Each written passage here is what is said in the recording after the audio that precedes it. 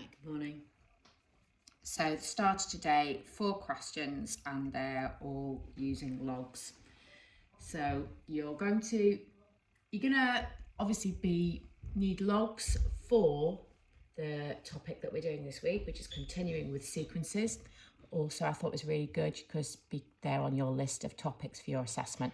So we've got question 1, question 2. Well, obviously question 2 isn't using logs, but I'm trying to remind you about inequalities and negatives in question 2.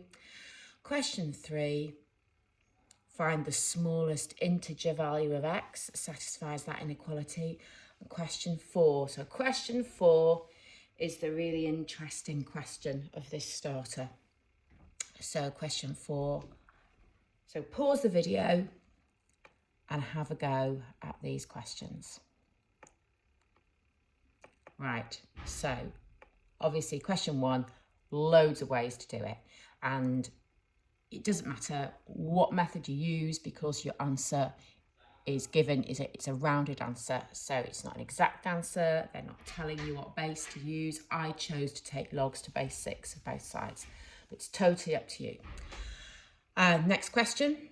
Obviously straightforward, but what you're remembering here is that when you multiply or divide an inequality by a negative value, you invert the inequality. So question 3, again, straightforward. N has to be greater than 4.03. So the smallest integer that satisfies that inequality is 5, n is 5.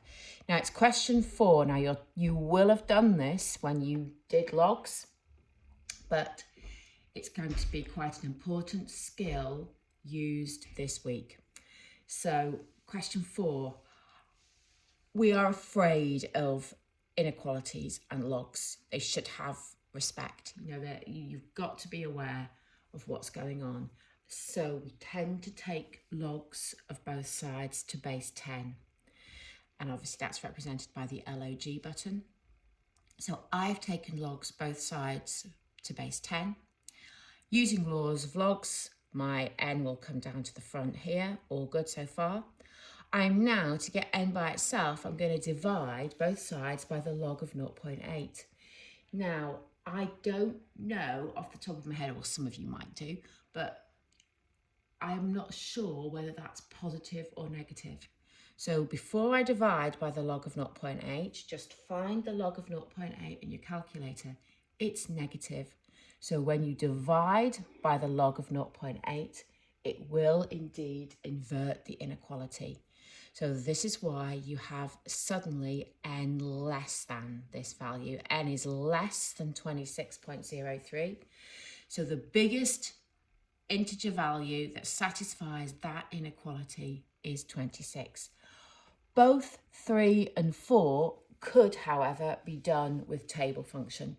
You could put them into table function and you could look at your lists of values, but obviously that's quite long-winded.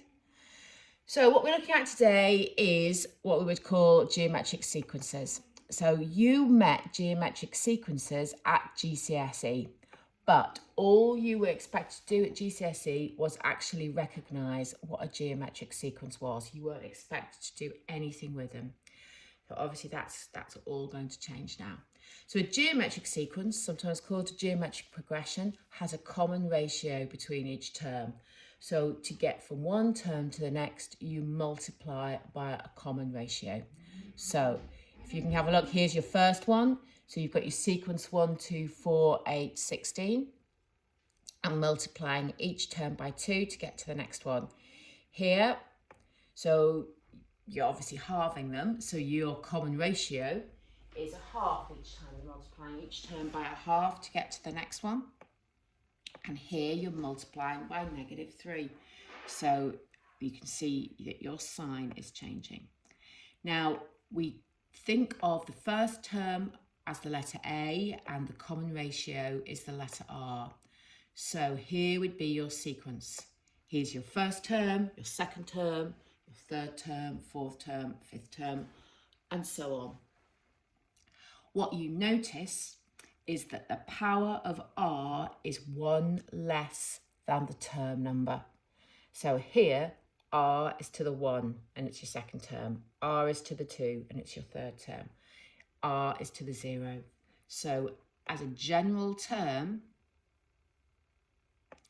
our nth term is a times r to the power of n minus 1. So you will not be told that, you need to learn it. It is important that you realise that a is not to the power of n minus 1. There's a times sign in between the a and the r, and they are not bracketed. So do be careful with that. So you are going to learn that. And essentially, that's what we're using today, that formula. Right, example 1. Here's a geometric sequence. So I've got a nice, simple geometric sequence. And instantly you can see that a is 5 and the common ratio is 2. Each time I'm doubling to get the next term. So our next term would be 80. Find the nth term. So to find the nth term, I would simply use that formula. So I write down my a, I write down my r, and I'm going to put them in. So you can clearly see, and a common mistake people make, and it's a sort of mistake they might make in, you know, like a rush situation, like in an assessment. It is not 10 to the n minus 1. It is 5 times 2 to the n minus 1. You know, you cannot combine that 5 and the 2. That is your answer. Sometimes in mark schemes, especially on the checking tests, they might put a dot there instead of a times sign. So that is your nth term. Cannot be simplified. Which number term is 327,680? So what you would do is you know your a and you know your r and you know your nth term. So all you do is you get your nth term and you put it equal to 327,680, and now you solve it. So the first thing, if you were to take logs of both sides now, you would have to do a bit of a complicated law of logs, splitting it back up here. You don't want to be doing that. So the first thing you do is you divide by 5. Divide both sides by 5. And now take logs of both sides. You can take, because your calculator's so great, you can take, it's an equation, not an inequality. So you can take your logs of both sides to whatever base you like. I chose log of base 2 because I thought that would make my life easier. So I've taken logs to base 2, and of course my n minus 1 comes down. I know that the log of 2 to the base 2 is 1. So all I'm going to do is put that in my calculator. That is 16. So if I add 1 to both sides, my solution is 17. And of course you could put n is 17 into your nth term and see if it gives you the correct answer. Right, here are some questions for you to do. So what it wants you to do is find an expression for the nth term in each of the geometric sequences. So I've taken these from the textbook. I don't think they'll have the worked solutions though, because they're only questions 1 and 2. So, and then here they're giving you the nth term. You find a, you find r, you've got the nth term, and it wants you to find n for each of the sequences. How many terms are there? So they are using the example that we've just done. So if you pause the video, have a go at 1 and 2, and here are your answers. There they are. Right, example 3. The 7th term of a geometric sequence is 13 and the 9th term is 52. So instantly, if I was in an exam and I saw those, I would want to write my information down. And you're going to probably get a mark for writing that down, even if you go nowhere further with the question. So I'm going to instantly write that down, and here find the possible values. So this is making me think I might be solving some kind of quadratic or some kind of even power equation, because I'm going to get more than one value for r. It is suggesting, unless it's really trying to trick me. So instantly I know that the seventh term is a times r to the 6 using that formula. So if I substitute my values in, that's my first equation. 13 is a times r to the 6. My next term, my ninth term, is 52. So that's a times r to the 8 equals 52. So instantly I have got two equations in two unknowns. So I've got simultaneous equations, not lovely simultaneous equations that you could just bung in your calculator and you were solving, years ago. But there are still simultaneous equations and you can use the laws of algebra. And what I've noticed is if I say this one divided by that one, my a's will cancel. So if I do equation 2 divided by equation 1, my a's cancel and I'm left with r to the 8 over r to the 6, which is just using your laws of indices. So instantly that cancels to r squared is 4. If r squared is 4, r is plus or minus 2. Now r is a common ratio, so it can be both positive or negative. It's not the number of terms, which can never be negative. So your two possible solutions for your common ratio are r equals 2. And if it asked you, you could work out the first term, but it doesn't. So you don't need to do that. R is plus or minus 2. Example 4, now you get a little bit more unpleasant. So it's just taking this idea of the general term of a geometric sequence and it's just running with it here, and it's now introducing quite a lot more algebra. So 3 consecutive terms, so one after the other, of a geometric sequence with common ratio r not equal to 0. So obviously if you had r equal to 0, you're not going to get much of a geometric sequence. And your first 3 terms are x minus 2, x plus 2 and 5x minus 2. So the first thing it's asking us to find are the possible values of x.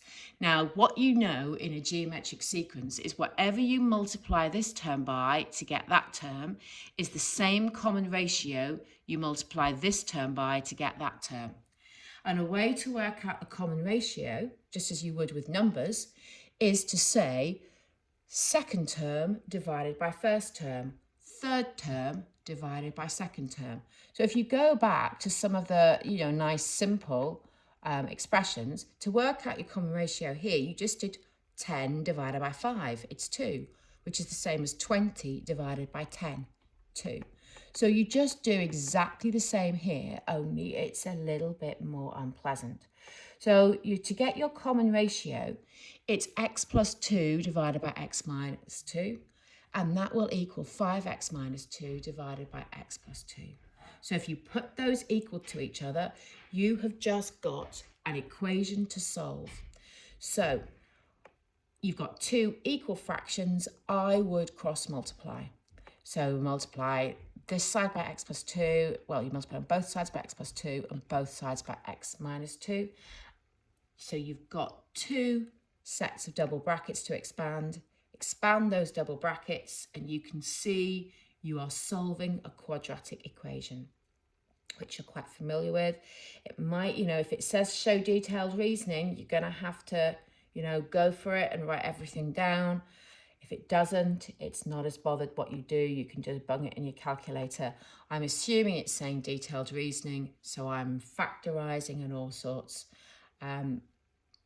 So I'm getting my 2 solutions, x equals 0 or x equals 4. Right, they're the 2 possible values for x. Let's now look at part B. For each value of x, find the common ratio of the sequence. So let's have a look. When x is 0, all they've done here is they know that all this are an expression for the common ratio. So they've substituted x equals 0 into it. So if x equals 0, you can see that your common ratio is -1. And now if we substitute x equals 4 into it, we'll get our common ratio equaling 3. So all the difficulty in that question was at the beginning, spotting how you work out the common ratio. Example 5, not as pleasant. A geometric sequence has first term 10 and common ratio a third. What is the term number? So that's asking for a value of n, which must be positive and must be an integer. What is the term number of the first term that is less than 10 to the minus 6? So if that's a bit unpleasant, isn't it? You might want to write that out as a decimal, but it's a bit unwieldy. Maybe you prefer to keep it written as 10 to the minus 6. So let's have a look. Let's instantly write down our nth term using our formula. So we know the nth term is less than 10 to the minus 6, or if we prefer 0.000001. Just checking I've got all the zeros in there. So your nth term is 10 times r, or a third, to the n minus 1. And that has to be less than 10 to the minus 6. So all you're going to do is solve that. It's just not very nice. So I'm going to divide both sides by 10. That's absolutely fine. Dividing by a positive 10 does not invert the inequality. I'm now going to take the logs of both sides. Now, logs inequality, I'm giving it a bit of respect. I'm a bit afraid of it. So I will take it to the logs to base 10. So log of both sides. Laws of logs, my n minus 1 will come down to the front. And now I'm going to work out what n minus 1 is, I'm going to divide by the log of a third. Is the log of a third positive or negative? Put it in your calculator, it's negative. So when you divide by the log of a third, you invert the inequality. The examiners will be looking for this. You've got to do it at the right time to get full marks for these questions, and they will be looking. It's such a common error to make when you're working with inequalities and logs. So dividing both sides by the log of a third.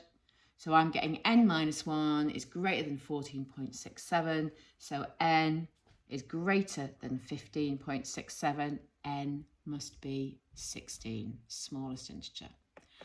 So here are your questions. So 3, 4, 5, 6. So there's some more straightforward ones there. So, and then you can see I've put some from the end of the exercise on. 10 and 11 are quite a lot harder. So I'll let you do those. So if you want to pause the video, and here are your answers. Well done. See you tomorrow.